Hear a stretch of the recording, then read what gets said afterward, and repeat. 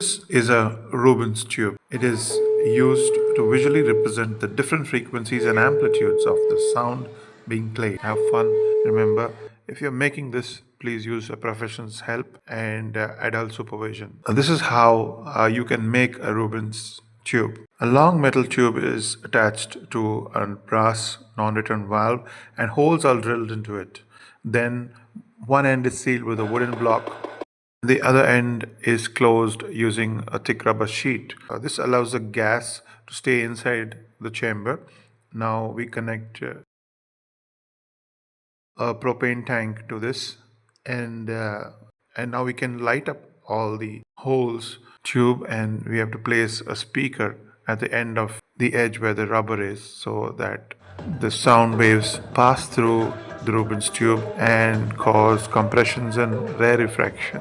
So they form standing waves. You can even play a audio tune and you can see the flames react to the beats of the music.